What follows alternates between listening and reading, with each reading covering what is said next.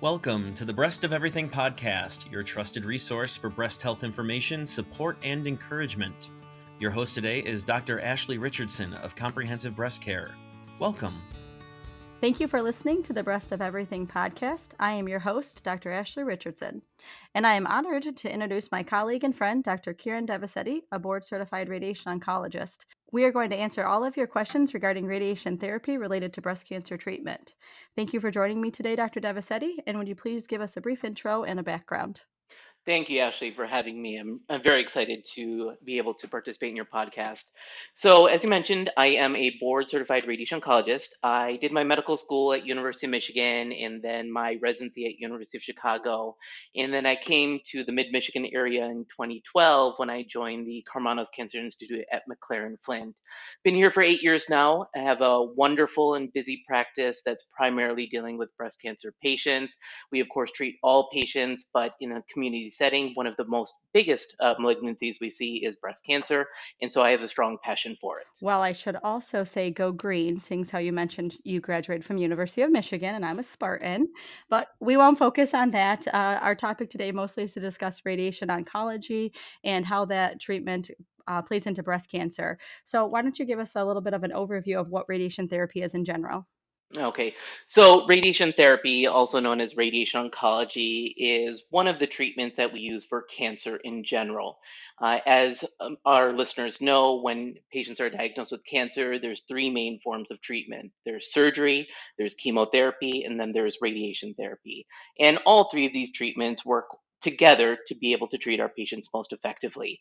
I would have to say, out of the three, radiation is probably the biggest black box, not only for patients, but even for physicians. It is a very small subspecialty for which there is very few providers relative to other types of providers. And so, a lot of what we do is trying to educate people as to what it is and why we use it. When patients hear the word radiation, they immediately think about this yellow symbol and that it causes cancer and it could do harm. But one of the things we try to teach our patients is that when it's used properly in a way that is in a controlled environment, it can actually help us treat patients with cancer and ultimately cure their disease in the right situation. When I see a lady for a breast cancer consult, I will talk to them about surgery, obviously, but we also touch on radiation a little bit. And I always give them a little bit of an overview from my perspective. And I always tell them that you have to give them the 1% rule, that 1% of the time these bad things will happen. I think that's a lot of the feedback that I get from patients is the myths that are kind of surround radiation oncology in general. So can you touch on that, on some of the things that you hear from patients as to why they're against going forward with treatment? So, the biggest conception I have to confront is when patients are diagnosed with breast cancer, obviously they're going to have some form of surgery, whether it be a mastectomy or a lumpectomy. And in their mind, when the cancer has been removed, they naturally ask, well, then why do I need this radiation treatment? And so, what I try to educate patients is first, there's a story as to where we got to where we are today, and we recommend it as a means of either preserving the breast or as a means of preventing the cancer from coming back. So I usually like to go back to the old days. I really like the history of medicine. And as many patients know, back in the day, the main way we treated all patients with breast cancer is with the mastectomy, just removing the entire breast. But then a lot of people at some point started asking, do we need to do such big surgeries, often for very small cancers? And so then I go over this story about how we do clinical trials. I think people like that story to understand how the field evolved to where we are today. And so one of those first important clinical trials was looking at patients who either had a mastectomy or a lumpectomy, meaning removing a portion of the breast followed by radiation. And so what we did is we took a bunch of women where they enrolled in a trial. Essentially, a flip of the coin dictated if they would get a mastectomy or a lumpectomy followed by radiation. And then we followed these patients for 30 years. And then at 30 years, there was no difference in the survival between both different groups. And so I tell my patients, we essentially learned two things from this. One, you can have a mastectomy and be done with it, presuming the lymph nodes are negative. Or two, if the patients are interested in having a smaller surgery and saving their breast, there is no harm in doing a lumpectomy followed by radiation, where they're not dying more often because of the radiation exposure, nor are they dying more often because of the breast cancer. And when I start off with that story, it immediately helps them understand why we consider the radiation. But then it comes into the question, well, why do we still need the radiation after a lumpectomy if we still remove the cancer? And so then I go into the next set of clinical trials where they looked at women who were treated with lumpectomy alone or lumpectomy followed by radiation. And when we compare these two groups of people, it turns out in the patients who did not get radiation, cancer was coming back much more often within the breast, and there were a greater risk of dying from it. And so then patients start understanding, okay, now I understand why we got to this point. So then the next thing I get into is, well, where does the breast cancer come back? Most often it comes back in the exact spot where the cancer started, but occasionally it can come back elsewhere in the breast. And so the usual standard for how we treat patients is we radiate the whole breast. And as I work through that story, they start getting a better understanding as number one, how did radiation get introduced and why it became a standard of care option, especially for women who undergo a lumpectomy. I think you brought up several important points, and the first being education. So, educating the patients on why we do what we do and how our recommendations come about, often relating to clinical trials. You mentioned that the overall survival is equivalent. So, when you look at a lumpectomy, which is breast conservation followed by radiation, in comparison to a mastectomy, the overall survival is the same. That is kind of mind blowing to a lot of patients. They don't quite realize that we could recommend that treatment plan that would be equivalent to removing the breast. And once they realize that they don't live longer and the recurrence rate is the same by the two treatment plans, I think they're able to really wrap their mind around, okay, this treatment plan seems appropriate. I often have to tell people that I'm in the business of saving breasts and that I would never recommend a treatment plan that would be inferior to them or decrease their overall survival. Um, when you talk about radiation, can you give us a little insight about the treatment course, the length of the treatments, and how patients do throughout the process? Absolutely. So you mentioned earlier about misconceptions of radiation. So when I start getting in the details of radiation, the first things I try to do is dispel some of those myths. And the very first comment I've always said is the radiation goes in you, it goes out of you. You're not radioactive afterwards. And some people laugh, but some people are almost relieved because they're afraid when they get the radiation treatment, they'll essentially be glowing in the dark. They can't be around anybody. But radiation is literally something that enters and exits, and the patients are not radioactive afterwards, and they can be around whoever they want. And so that's a very important thing that I have to educate patients on. The other thing is they get worried about the whole body being affected. And so the next thing I get into is, well, radiation only affects what we treat. So if we are treating the breast, that means we are not affecting the head, we're not affecting the abdomen or the pelvis. So a lot of patients say, will I lose my hair on my head? I said, if we're not radiating your head, you're not going to lose any hair there.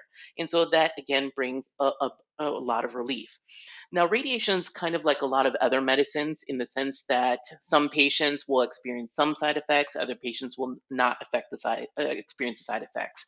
And so this goes back to the individuality of each patient and how they tolerate the treatments. So since radiation only affects what it treats, then I start going over the potential effects that occur during and after treatment. So, for example, when we're radiating the breast or the lymph nodes around the breast, we talk about not only the breast, we talk about the skin, the ribs, the lungs, the heart, and sometimes some nerves that help control the arm. And when I say radiation is exposed to all those regions, those are the regions that can be affected. So during treatment, the main thing that we often see with patients when we're treating the breast is a skin irritation. A lot of patients will think of sunburns or burns. I like to use the word irritation as a more medically appropriate term. And what I often see with patients during treatment is the skin can turn red, dark, and often there can be some component of peeling. Sometimes it's a dry peeling, sometimes it can be a raw peeling. And if that raw peeling occurs, sometimes it can be painful. But what we do is we monitor our patients throughout treatment. As the skin reaction becomes a little bit more, we will give them specific creams that are based on the intensity of the reaction. And then if they need some pain medicines, we can give that as well. The other big thing we often see with patients is that they can feel tired. But the other thing I like to tell patients, if they're working before the radiation treatment, they often can keep working during the radiation treatment. So it's not an overwhelming fatigue. So many women, if they are working full time, we try to work into their schedule so they can keep working full time throughout the course of treatment. And then there are certain times when we need to treat the lymph nodes around the breast, and sometimes the throat can become a little bit sore in that situation. And if that happens, we can give the medications. Now, the length of radiation is going to be a little variable. It can be anywhere from 3 weeks to around 6 weeks if we're doing the traditional whole breast radiation. And then after the treatment, I often counsel patients that they will heal up. Within a few weeks to a few months, the skin tone will start to return back almost back to normal. In long term, what I tend to see is one breast is slightly darker than the other and the nipple slightly fuller than the other. And then the other things we talk about are the ribs, the lung, and the heart. Very rarely do we see any sort of rib fracture or lung exposure leading to any changes in breathing. So, in general, I don't worry about that. But naturally, a lot of women worry about the heart when we have to do radiation on the left side. So that is something we are quite sensitive about. A lot of our radiation techniques are built around minimizing exposure to the heart. Uh, Patients may have heard of something called deep inspiration breath hold, where we radiate the breast when the patients take a deep breath so the chest moves away from the heart. The other possibility is we have patients lie down on their stomach where the breast is falling through a board. And when the breast falls forward, it falls away from the heart. And so these are things we are extremely sensitive about. And yes, if there is some radiation exposure to the heart, that is a potential risk factor for heart disease. So what I often tell women is that they need to be heart healthy. If they can control what they can control, we can control what we can control. Radiation often does not become a significant risk factor for heart disease. And then I go back to those old studies where we looked at mastectomy alone versus lumpectomy with radiation. As we talked about, at 30 years, they're living the same amount of time. So when radiation is done properly, they're not dying at any greater rate because of that radiation exposure. So it just goes back to me saying the 1% rule. So that's not incorrect, right? Not at all. I also think it's funny that you said you like to use irritation and not burn, because I invariably tell patients they will get a sunburn on, on their breast. So I might want to reword that when I see them in consult. But you do mention things, when I talk to patients, I always say, you won't glow, you can hold babies, because that's their other big concern. A lot of these ladies have grandchildren, young children around, and they're always concerned that, they can't be around their young grandchildren, which is untrue. So we detail a lot of our conversations related to the myths that they hear. With that being said, patients also come with a lot of predetermined bias from either family members or prior experiences. And oftentimes I have to tell them that prostate radiation is different from pancreas radiation, which is different from that of colon or breast. So do you find that often where you have to kind of compare and contrast different radiation treatments to that of the breast? All the time. But what I also try to do is not minimize what they're going through. The reality is, when you radiate different parts of the body, there are going to be different side effects, number one. And number two, every patient reacts differently to radiation. So that's one of the big take home points I try to educate my patients. You mentioned different parts of the body. When we talk about like head and neck radiation, when we're radiating the tonsil or the tongue, it is an incredibly morbid treatment, but often needed in order to get rid of the cancer. But those side effects are so different than what we do with the breast. Obviously, we're not exposing the tongue in that situation where there can be a lot of side effects. But at the same time, it shouldn't minimize what they are going through. And so that's why when I do the education, I say there's a whole spectrum. A lot of women think if they're fair skinned or if they had a history of sunburns, that they automatically are going to be more sensitive to radiation. That is often not the case. The one thing I do see a little bit more often is breast size. I do notice in general for women who have larger breasts, they tend to have a little bit more of a skin reaction compared to those who have slightly smaller breasts. And that's one point I will emphasize during the treatment after I've done my physical exam, because we want to make sure we set up expectations so they're not surprised during the course of treatment. I think that's a great point, is appropriate expectations. So oftentimes just educating the patients and letting them know what to expect down the line helps patients deal with the adverse effects or possible complications, or even just good expectations afterwards. When I see patients in follow-up, I'll always say, was the treatment what you expected, worse than you expected, or better than you expected? And almost invariably patients will say that it was better than they expected. And I think that's because we appropriately inform them and give them expectations. You had mentioned whole breast radiation. Do you mind touching on the different types of radiations in regards to whole breast and partial breast radiation? Absolutely. So, going back to one of those earlier studies I was talking about in the podcast, when we did those studies of women that were treated lumpectomy alone versus lumpectomy with radiation, I mentioned in those who got lumpectomy alone, the cancer came back much more often. So, we went back and looked at those patients who did not get radiation, and we asked, where is the breast cancer coming back most often? And most often, it was in the area where the cancer started. And occasionally, it came back elsewhere in the breast. So the usual standard of care is radiating the whole breast. But still, people have asked, well, if the cancer most often comes back just in the area where the cancer used to be, could we radiate just a portion of the breast? And that's what we call partial breast irradiation. Now, partial breast irradiation can be done either through the traditional external radiation, but occasionally it can be done by an internal radiation through a device that is implanted shortly after the surgery.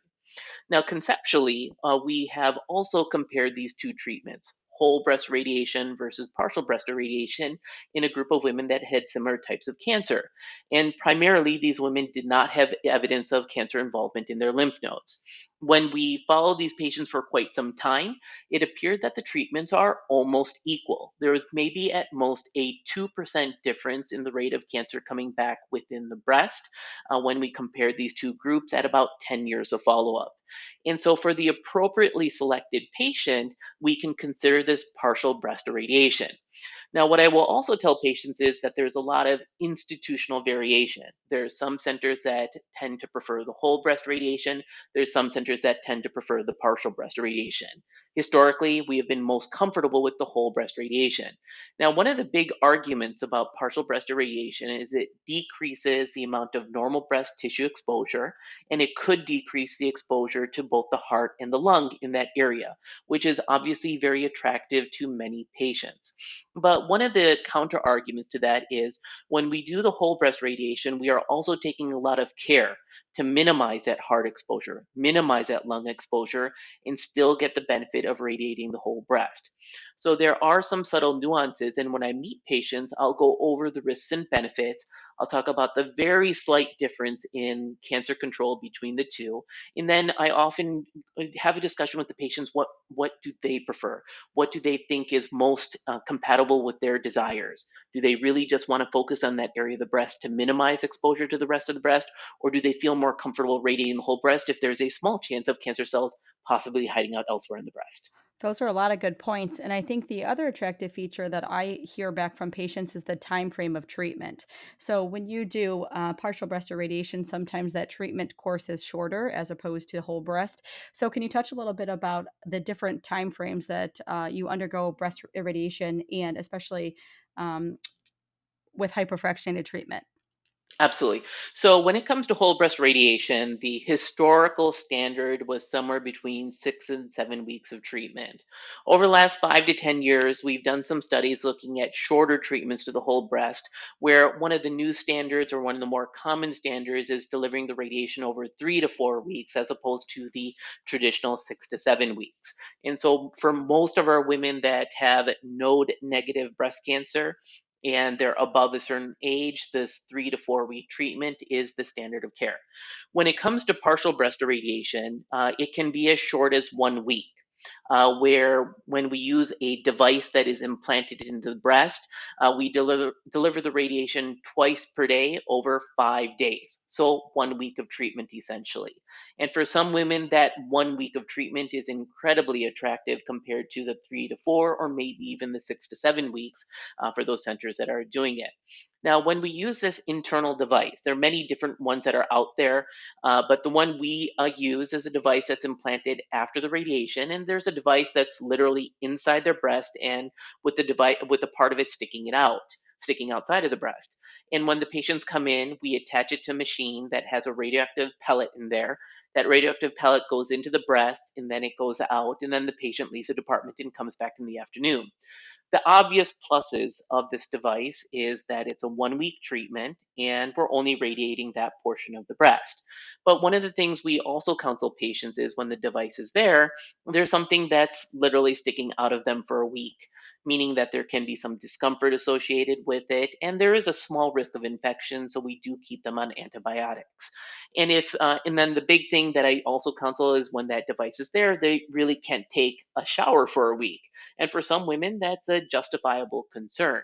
So when we go over the different risks and benefits of either the internal device for 1 week versus the external radiation given over 3 to 4 weeks, most often that they weigh the differences and then decide that. Now, one of the other emerging things that are happening right now with the partial breast irradiation is going beyond the device. Instead, using the traditional external radiation, but just doing a narrow focus to where the breast cancer used to be. The early studies that looked at this found that there was a harm to the ultimate cosmetic outcome when we are using the external radiation and trying to target just a portion of the breast. But there have been some recent studies that have looked at delivering this external radiation with a smaller volume, trying to minimize the breast, heart, and lung exposure, and the cosmetic outcomes appear to be a little bit better. Now, for centers that are doing this, sometimes for the well selected patient, we can use this external radiation for a total of 5 treatments when it's given every other day, so about a week and a half treatment. And so for select patients, that is something that we can consider. I think you made a lot of awesome points, but what I took away from that was I think I could go a week without showering, honestly. It would be kind of nice. But no, but you did touch on a lot. And, when it looks at radiation, especially related to breast cancer treatment, this is kind of an ever changing field when we look at surgery and medical oncology in regards to medical treatment as far as radiation. And with that note, we also have emerging proton therapy with breast. So I would just like you to take a couple minutes to talk about the difference between proton and photon therapy. So, proton therapy is a form of radiation. It's been around for quite some time, but there are not many centers that have it.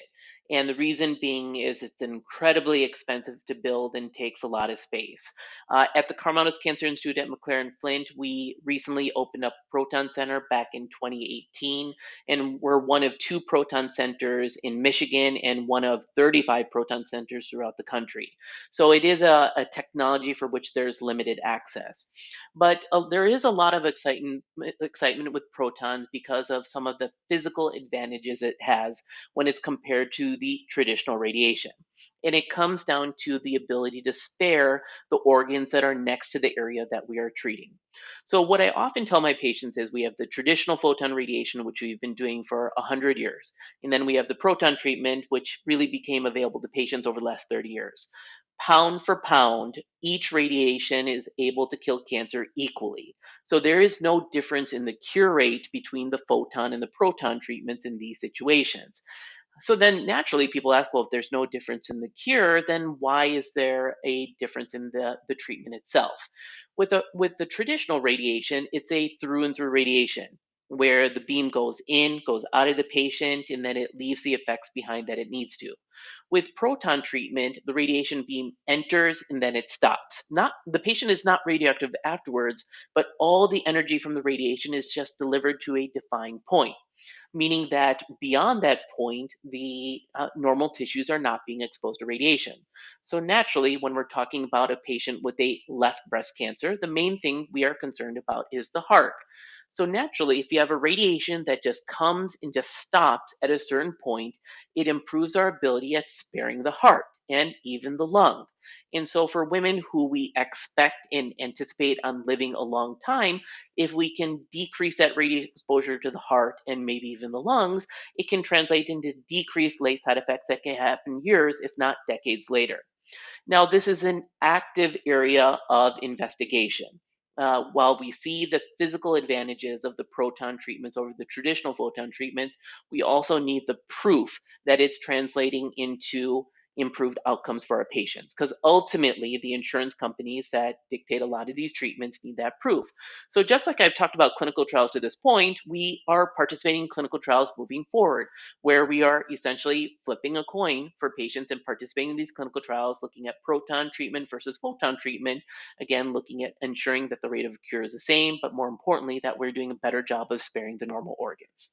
Yeah, I think we are extremely lucky to have proton therapy here in Flint and to be a part of clinical trials that really can change how breast cancer treatment develops over the next several years. So, thank you for touching on that. And also, thank you so much for joining our podcast.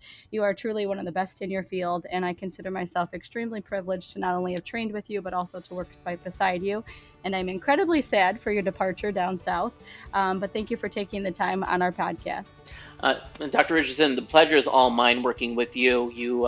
You have clearly exceeded the teacher in every way. And I can't say how great a surgeon you are, what an advocate you are for your patients. Every patient I've treated with you has just not only sung your praises. So thank you for having me here, and thanks for being such a great colleague. Well, thank you so much. And thank you for listening to the Breast of Everything podcast. Please report to our website at compbreastcare.com for additional information. You've been listening to the Breast of Everything podcast with your host and board-certified breast surgeon, Dr. Ashley Richardson of Comprehensive Breast Care. If you have a subject you would like the surgeons to discuss, please email your suggestions online at compbreastcare.com. That's COMPBREASTCARE.com. The doctors want to hear from you. The views, thoughts, and opinions shared in this podcast are intended for general education and informational purposes only and should not be substituted for medical advice, treatment, or care from your physician or healthcare provider. Always consult your healthcare provider first.